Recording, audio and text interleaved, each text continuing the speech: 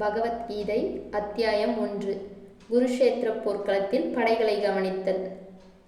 திருதராஷ்டிரர் கூறினார், சஞ்சயனே, போர் புரியும் விருப்பத்துடன் தர்மக்ஷேத்திரமான குருஷேத்திரத்தில் ஒன்று கூடிய என் மகன்களும் பாண்டுவின் மகன்களும் என்ன செய்தனர்?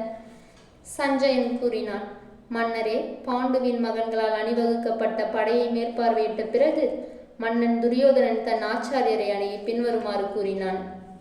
ஆச்சாரியரே, துருபத குமாரனான உங்கள் புத்திசாலி சீடனால் நேர்த்தியாக அணிவகுக்கப்பட்ட பாண்டு புத்திரர்களின் மாபெரும் படையை பாருங்கள்.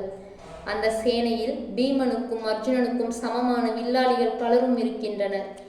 யுயுதானன், விராடன், துருபதன் போன்ற மாபெரும் வீரர்கள் உள்ளனர். மேலும் திருஷ்டகேது, சேகிதானன், காசிராஜன், புருஜித், குந்திபோஜன், ஷைப்பியன் போன்ற சிறந்த பலமிக்க போர் வீரர்கள் பலரும் உள்ளனர். வீரனான யதாமன்யு, பலமுள்ள உத்தமௌஜன், சுபத்ரையின் புதல்வன் மற்றும் திரௌபதியின் குமாரர்களும் இருக்கின்றனர். இப்படை வீரர்கள் அனைவரும் மாபெரும் ரத வீரர்கள். ஆனால் பிராமணரில் சிறந்தவரே, தாங்கள் தெரிந்து கொள்வதற்காக எனது சேனையை வழிநடத்தும் தகுதி வாய்ந்த நாயகர்களை பற்றியும் தங்களிடம் கூறுகிறேன். மரியாதைக்குரிய தாங்கள் பீஷ்மர், கர்ணன், கிருபாசாரியார், அஸ்வத்தாமன், விகர்ணன் மற்றும் சோமத்தனனின் குமாரனான பூரிஷ்ரவன் முதலியோர் போரில் எப்போதும் வெற்றி காண்பவர்களே. எனக்காக உயிரையும் கொடுக்கக்கூடிய எண்ணற்ற மாவீரர்கள் பலரும் உள்ளனர். யுத்தத்தில் வல்லுநர்களான அவர்கள் அனைவரும் பலவிதமான ஆயுதங்களுடன் தயாராக உள்ளனர். பாட்டனார் பீஷ்மரால் சிறப்பாக பாதுகாக்கப்பட்ட நமது பலம் அளக்கவியலாதது. ஆனால் பீமனால் கவனமாக பாதுகாக்கப்பட்ட பாண்டவ சேனையோ அளவிடக்கூடியதே. படை அணிவகுப்பின் நுழைவாயிலில் தத்தமது போர் முனைகளில் இருந்தபடியே நீங்கள் அனைவரும் பாட்டனார் பீஷ்மருக்கு முழு பாதுகாப்பளிக்க வேண்டும். பின்னர் குரு வம்சத்தின் மாபெரும் வீரரும் பாட்டனாருமான பீஷ்மர் தனது சங்கை சிங்க கர்ஜனை போன்று உரக்க ஊதி துரியோதனனுக்கு மகிழ்ச்சியை கொடுத்தார். அதன் பின் சங்குகள், மத்தளங்கள், முரசுகள், கொம்புகள், தாரைகள் என அனைத்தும் ஒரே சமயத்தில் முழங்க அப்பேரொளி மிகவும் பயங்கரமாக இருந்தது. மறுதரப்பில் வெள்ளை குதிரைகள் பூட்டிய மிகச்சிறந்த ரதத்தில் அமர்ந்திருந்த பகவான் கிருஷ்ணரும் அர்ஜுனனும் தங்களது தெய்வீக சங்குகளை முழங்கினர்.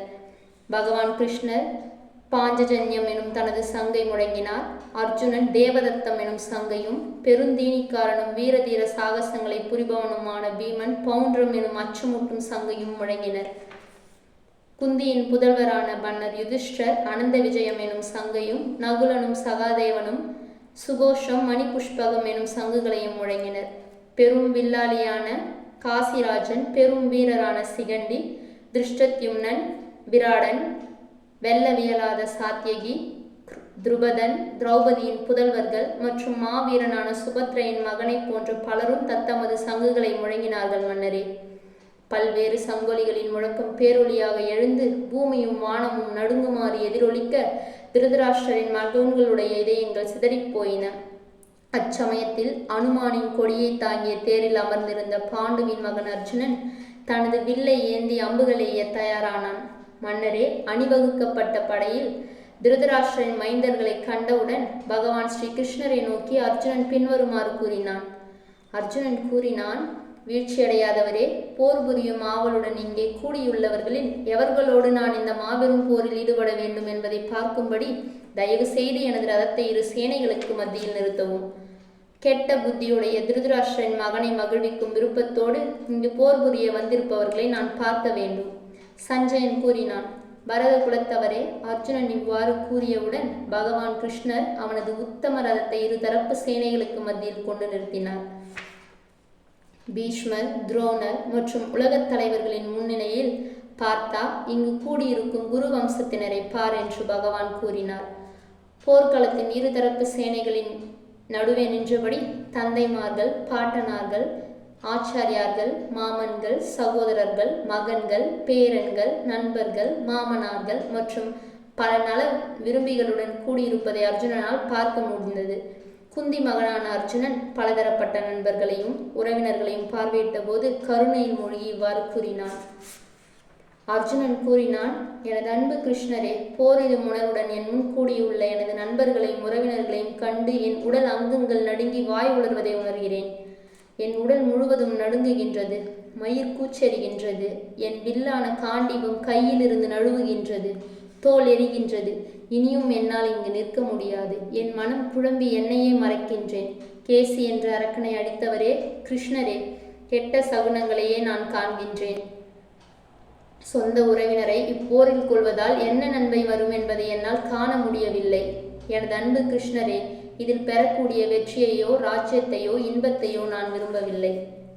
கோவிந்தரே, ஆட்சி, மகிழ்ச்சி மற்றும் வாழ்க்கையையே கூட யாருக்காகவும் நாம் விரும்புகிறோமோ அவர்களை போர்க்களத்தில் அணிவகுத்திருக்க அவற்றை அடைவதால் என்ன பலன் வரப்போகின்றது? மதுசூதனரே, ஆச்சாரியர்கள், தந்தையர், பிள்ளைகள், பாட்டனார்கள், மாமன்கள், மாமனார்கள், பேரன்கள், மைத்துனர்கள் மற்றும் இதர உறவினர்கள் அனைவரும் தங்கள் வாழ்வையும் செல்வத்தையும் இழக்க தயாராக என் முன் நின்றிருக்க அவர்கள் என்னை கொல்லலாம் என்ற பட்சத்திலும் நான் ஏன் அவர்களை கொல்ல விரும்ப வேண்டும்? உயிர்களை எல்லாம் காப்பவரே, இந்த பூமி ஒரு புறம் இருக்கட்டும், உலகம் கிடைப்பதாயினும் நான் இவர்களுடன் போர் புரிய தயாராகவில்லை. திருதராஷ்டிரன் மகன்களை கொள்வதால் நாம் எவ்வித ஆனந்தத்தை அனுபவிக்கப் போகிறோம்? இத்தகைய அக்கிரமக்காரர்களை கொள்வதால் நமக்கு பாவமே வந்து சேரும். எனவே திருதராஷ்டிர மகன்களையும் நமது நண்பர்களையும் கொள்ளுதல் நமக்கு சரியானதல்ல. செல்வ திருமகளின் கணவரே, கிருஷ்ணரே, நமது சொந்த உறவினரை கொலை செய்துவிட்டு நாம் எவ்வாறு மகிழ்ச்சி அடைய முடியும்? இதனால் நமக்கு என்ன லாபம்? ஜனார்தனரே, பேராசையால் இதயத்தை இழந்த இம்மனிதர்கள் நண்பர்களுக்கு துரோகம் செய்வதையும் குலநாசம் செய்வதையும் பாவம் என்று அறியவில்லை. ஆனால் அவற்றை குற்றம் என்று அறிந்த நாம் ஏன் இப்பாவச் செயல்களில் ஈடுபட வேண்டும்? குலம் அழிவடைவதால் நித்தியமான குல தர்மம் கெடுகின்றது. இதனால் வம்சத்தில் மீந்திருப்பவர்கள் அதர்மங்களில் ஈடுபடுவார்கள். கிருஷ்ணரே, குலத்தில் அதர்மம் தலையெடுக்கும் போது குடும்ப பெண்கள் களங்கம் அடைகின்றனர். பெண்மையின் சீரழிவால் விருஷ்ணி குலத்தவரே தேவையற்ற சந்ததி உண்டாகின்றது. தேவையற்ற ஜனத்தொகை பெருக்கம் குடும்பத்திற்கும் குடும்ப பண்பாட்டை அழிப்போருக்கும் நிச்சயமாக நரக நிலையை ஏற்படுத்துகிறது. அதுபோன்ற சீர்குலைந்த குலங்களின் முன்னோர்கள் வீழ்ச்சி அடைகின்றனர். ஏனெனில் அவர்களுக்கு பிண்டமும் நீரும் அளிக்கக்கூடிய நிகழ்ச்சிகள் நடப்பதில்லை. குடும்ப பண்பாட்டை அழித்து தேவையற்ற குழந்தைகளை தோற்றுவிக்கும் தீயவர்களின் செயல்களால் அனைத்து வித ஜாதி தர்மங்களும் குல தர்மங்களும் அழிவுறுகின்றன. மக்களை காக்கும் கிருஷ்ணரே, குல தர்மத்தை கெடுப்பவர் எப்போதும் நரகத்தில் வாழ்வதாக நான் சீட பரம்பரை வாயிலாக கேட்டுள்ளேன். ஐயகோ, மாபெரும் பாவங்களை செய்ய நாம் துணிந்துள்ளோமே. ராஜ்ய சுகத்தை அனுபவிக்கும் ஆசையால் உந்தப்பட்டு சொந்த உறவினர்களையும் கொல்ல முனைந்து விட்டோம். ஆயுதம் இன்றியும் எதிர்த்து போரிடாமலும் இருக்கின்ற என்னை ஆயுதம் தாங்கிய திருதராஷ்டிரன் மகன்கள் போரில் கொன்றால் அது எனக்கு அதிக நன்மையை கொடுக்கும்.